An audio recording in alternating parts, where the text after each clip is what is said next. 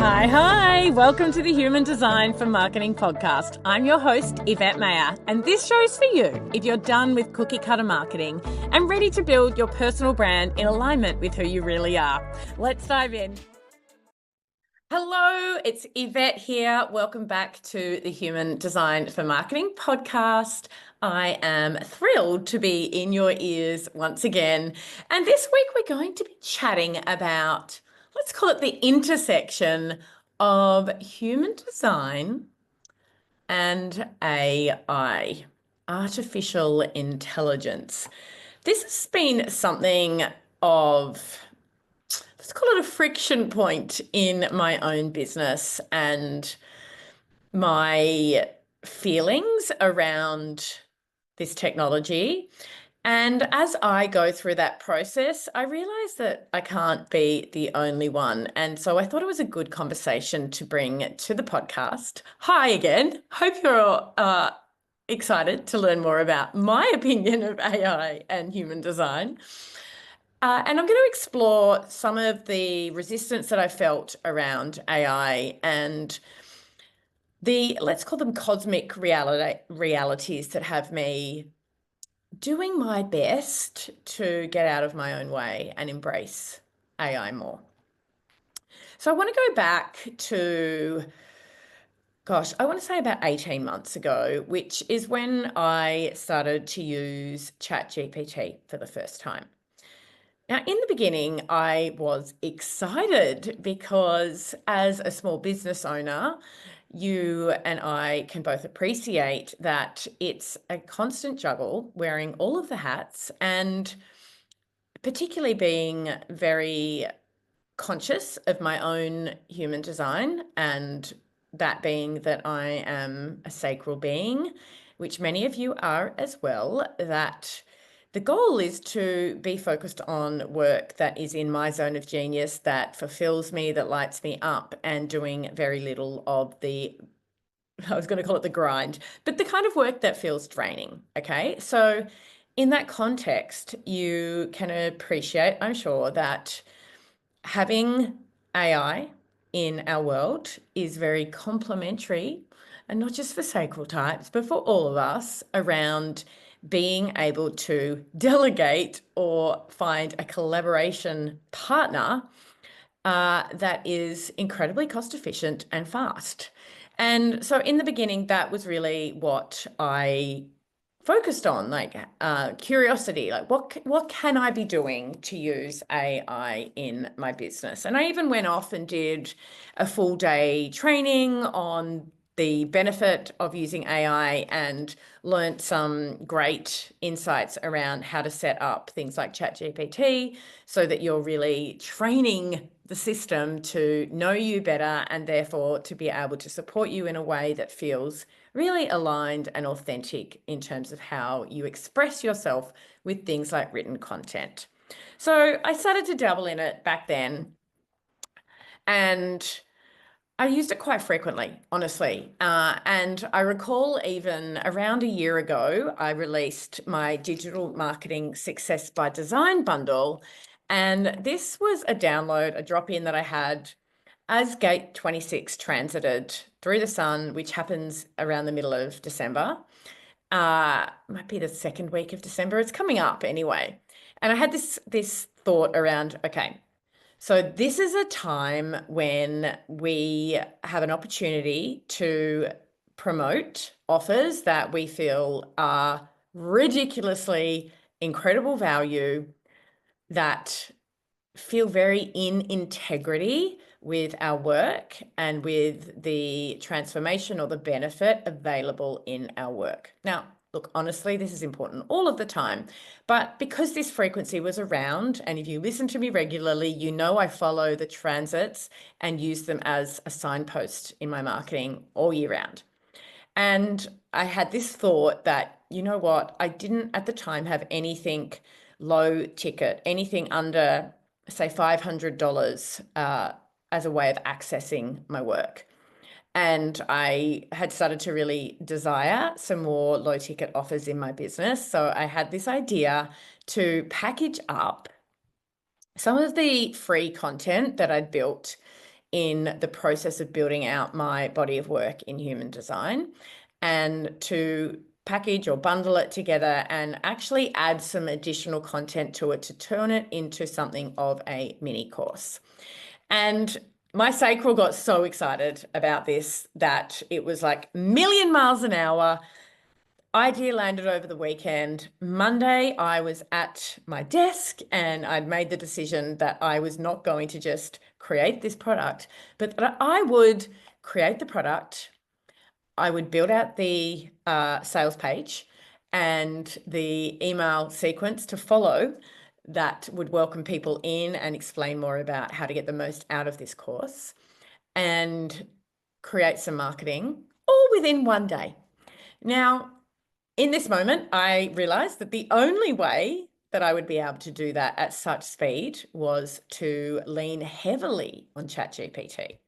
So I went all in on this particular product around sales page copy, marketing copy, email copy, with the help of ChatGPT. So I really started off the day from a perspective of teaching ChatGPT what I wanted. And at the time, we really needed to work in one particular thread of the system. So I used one thread for this entire process to continually reinforce what we were building together. And by the end of the day, it was done. I had a live product that, to this point, 1 year later, has been bought by 130 humans, 130. And that's actually growing right now because I have some Black Friday offers out that include it. And so it continues to support my community at a very low price point. It's $55. And if you happen to listen to this in real time, there is 20% off in my Black Friday offer, which, by the way, the code is BFF20. Just saying. So that was my first foray into genuine partnership with AI to help me create something faster, simpler, get it to market, do it in a time that suited the energetic frequency. And it went really well. Okay. So that's the good news. On the flip side, I will be honest and say, I don't love the copy. I don't love the copy in the sales page or in the email sequences because I didn't write it and it doesn't sound like me. And perhaps I haven't put enough effort into having AI do that for me at this point. But there's a reason for that. And I want to be clear on this. I love to write and creating content is my jam. You know, I'm a marketer through and through.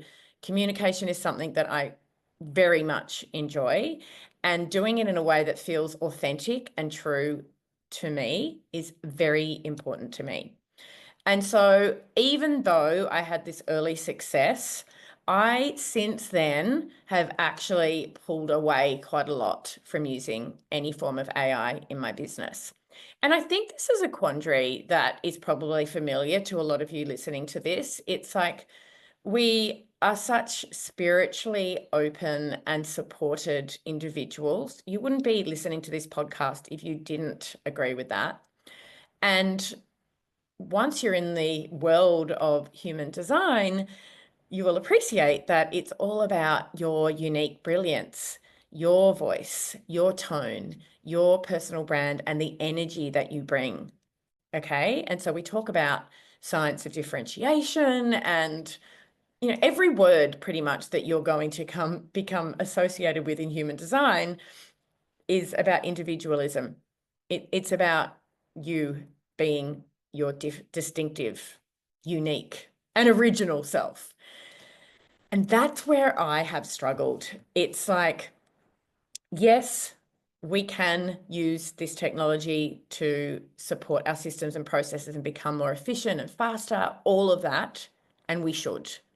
And how do we do it in a way where it still allows us to have our uniqueness shine through?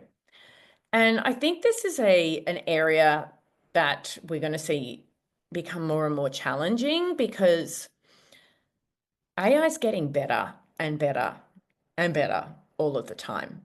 And what I've noticed lately, which is a little bit disconcerting, but I'll share this with you in full transparency, is that now that Google has integrated AI as a way of navigating you from search, I'm finding there's a drop in my organic search visits to my website.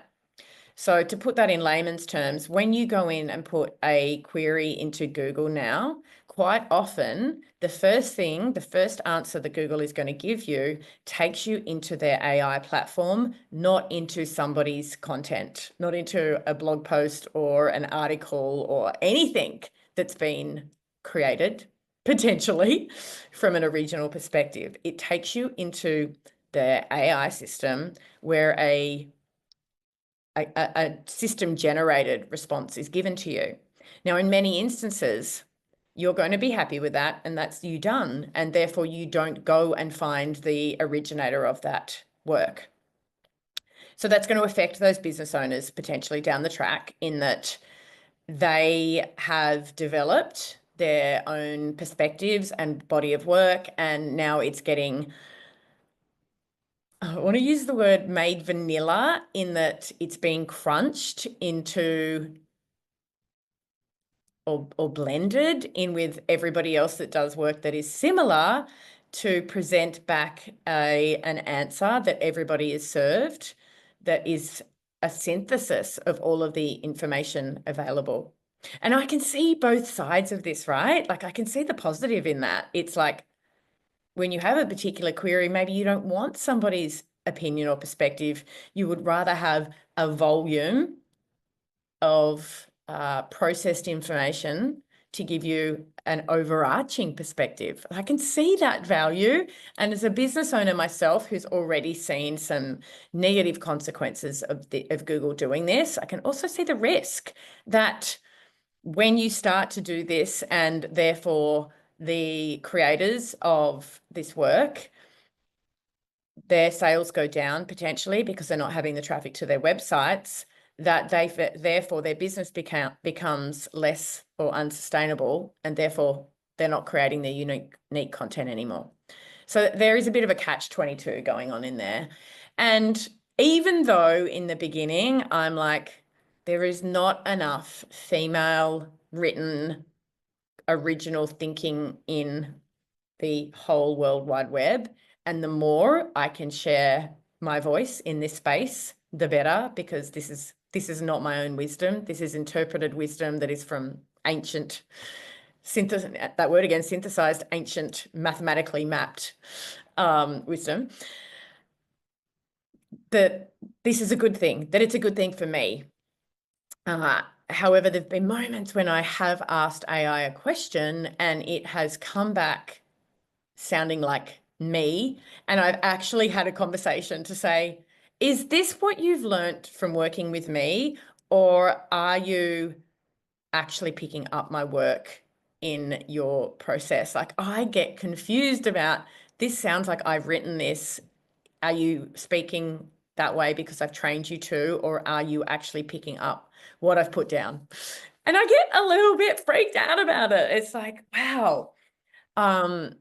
Yeah, it's a thing. It's a thing. And I just wanted to share with you that I have felt this resistance and friction and tension around it. And which leads me to now, and something that has me looking at it differently and finding ways where I can not so much pioneer, but experiment for the benefit of my community, because I am far from a laggard or somebody who wants to not operate at the highest potential as a business owner in service of others.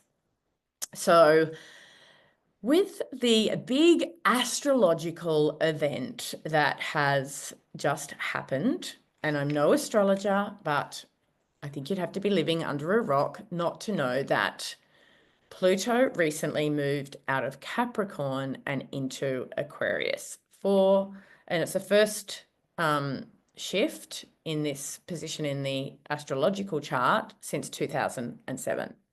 And seeing all of the content coming towards me about this had me going down the rabbit holes and really figuring out what this really meant for us.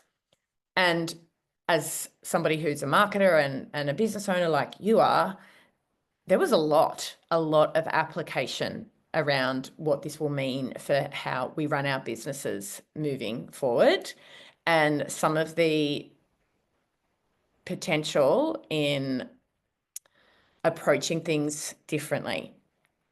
And look, let's be fair, I am picking up what other people are putting down in this regard. And so it's likely that I'm coming across content that is aligned to my way of thinking, or potentially that has found me, because the algorithms are really good at figuring us out.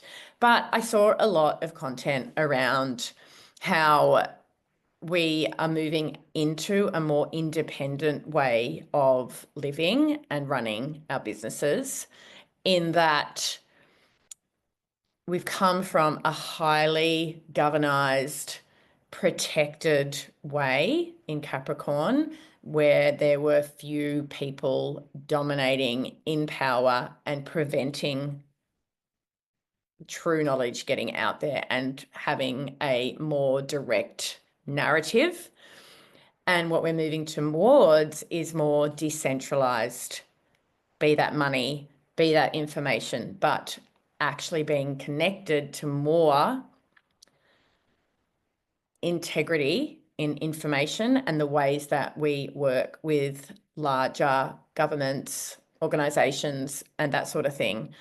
And AI is actually a positive in all of this, because it is making information more freely available, and it's a more decentralized way of us accessing information. And it also puts the power back into our hands, that we can create from that more individual perspective. And at the same time, Pluto being in Aquarius very much has a spirit of what is good for the collective, not just for the individual. So there is a lot of heart and soul in this energy around collaboration, co-creation, that sort of thing. And so again, AI really does fit into this co-creation space. So I've been sitting with this, and not just about AI, but all of the things. And I felt big, deep shifts. Gosh, this year has just been big, deep shifts all over the place. And but looking at AI in particular, I felt myself loosen the reins around this. It has to be done by me. I can't let go of the control of my own voice. And at this point, I will say that I'm still going to resist using AI at scale for content creation. I don't want AI to be my copywriter. If I am pressed for time, and I on occasion do use AI for that purpose, that's okay, but I don't want to rely on ChatGPT, Claude, whatever. I don't want to rely on that. I want you to feel me. But I would also suggest to you that you think about this for yourself from a perspective of your own design and what feels aligned for you. This comes back to your zones of genius, what you enjoy doing, what is aligned versus unaligned for your type. But there's so many aspects to this, but I'm not projecting, even though, yes, I have a line 5. Actually, that means you project onto me more so. But I'm not projecting here. I'm simply sharing the journey that I've been on with this. And encouraging you to find your own way and to really connect into what feels good in your system. So what feels good for me is that I start to get more creative with how I use AI technology. So that could look like investing in building my own bot that helps serve my community with questions based on my own work. That could be something I look at. It definitely looks like uploading my methodologies into ChatGPT, which I've been doing, to create things like prompts to help you get access to information. This isn't copywriting, but it's marketing specific ways of thinking, potentially around your target audience, that can serve you to get across lots of wisdom quite quickly and get you into new ways of thinking about things that may have taken a lot longer and not been at scale in the way you've done it in the past. If that sounds convoluted, let me wrap it up by saying I've come from a world in corporate where doing things around audience in particular were very expensive and time consuming, because for you to, let's call it, analyze enough people that fall into your target audience to make it meaningful, that would mean at least 100 people in something like a research group to give you feedback on something or to share their feelings and response and what something brings up for them, right? So we now have the ability to work with AI that is accessing at scale large volumes of individual data to respond to things that can save us a lot of time, energy, money, and overthinking to get us to those answers. And I think as time goes on, we're going to see more and more use cases around the more intelligence-based, artificial intelligence, but less for me anyway, around replacing the way we do written communication, which is what it's been largely doing for a lot of people so far, and more into these more discrete research-based challenges that we haven't had to solve for in the past. So if you and I don't know about you, but I resist getting onto multiple phone calls to try and talk to my audience about something. I resist that. It's like, it feels quite heavy and hard. And still, it's based on a handful of people when I'm asking questions about, is this particular title of something, or is this insight correct? Versus working with artificial intelligence, we can press through that process quite quickly and actually come up with more robust answers. So that's the kind of space that I'm feeling myself moving more towards in this AI world. And it feels to me like it allows me to have more integrity and authority in my own approach, because it requires me to start the process. It requires me to have the initial idea and to construct it. And it's more in response versus creation. So something for you to think about as well. As I said earlier, none of this is wrong and it's here to stay. If you're not starting to work with AI now that you're conscious of, you're already doing it that you're unconscious of. It's around us everywhere. I mean, I talk to Alexa. Alexa plays my music all day long. That is artificial intelligence. It's like permeated through everything we do. But when it comes to our businesses in particular, I wanted to address this because, as I said earlier, I really don't think I'm alone in this like love-hate relationship that I have had myself. And I'm on the journey. It's not to say it's over, but I am starting to open back up to, okay, this isn't just about this one way of using it. Let's start to think more broadly and more innovatively. Gate 3, a bit of chaos in the beginning with AI, and I'm moving into the innovation phase now. Hope you've enjoyed this short episode, and I look forward to being back in your ears sometime soon. Bye for now. There are heaps more resources in the show notes. I can't wait to be back in your ears again soon. Bye for now.